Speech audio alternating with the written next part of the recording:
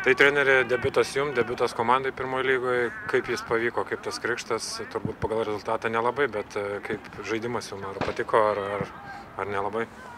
Na, jeigu pralaimėjom rungtynės, tai turbūt, kad pats krikštas nepavyko, bet visumoje rungtynės gavosi, sakyčiau, gal ir neblogos. Ypatingai antras jų kėlinys, kada pavyko pelnyti įvartį, uždirbo 11 metrų baudinį, vaikinai paliko daug jėgų, tikrai matydavo visą save, kovojo viens už kitą. Tai tas labai džiugina. Ir tai, kad nenuleido rankų būnant rezultatui po pirmojo kėlinio 2-0, tai irgi daug ką pasako. Turbūt tas šaltas dušas, tas ankstyvas įvartis išmušė iš vėžių, turbūt labai neplanuotai. Manau, kažkiek tai ir jaudulys darė savo, nes komanda debiutuoja pirmoje lygoje, ne visi žaidėjai yra žaidę toje pirmoje lygoje, aš pats kaip treneris irgi pirmos rungtynės pirmoje lygoje, tai nauja patirtis iškart pamokė, kad už klaidas nedovanos.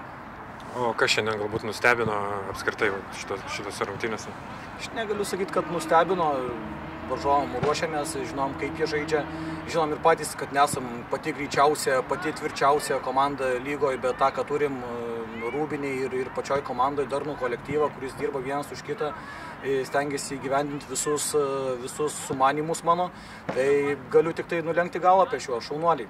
Aišku, norėjosi gal ilgiau pabūti tose rungtynėse, rezultatų esam 2-1, bet fantastinis varžovų įvartis padėjo jiems. Tai sugrįžkime prie to rezultato 2-1, kai Simas Gedžiūnas įmušė, ar buvo kažkokios vis tiek mintis apie, kad gali sugrįžti rungtynės?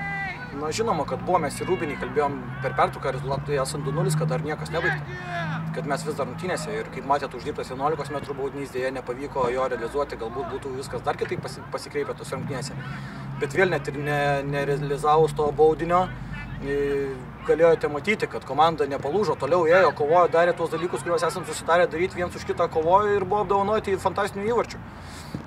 Paskui pradėjome žaisti galbūt daugiau jų aikštės pusėj, tokių minčių buvo, kad galima tą rezultatą ir išlyginti, stengiamės atšviežinti sudėtį, leidome naujus žaidėjus, bet kaip ir minėjau, fantastiškai įvartį įmušė varžovai, rezultatas tapo 3-1, tada žaidimas kiek aprimo.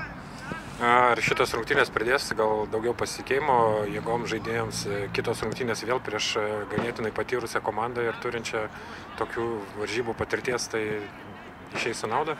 Na, kaip ir sakot, ne pyragas pirmi 2 varžovai pirmoje lygoje, bet faktas, kad tokios rungtynės prideda pasitikėjimo ir tikėjimo vienas kitų savimi, manau, kad labai daug su šitom rungtynėm gavome.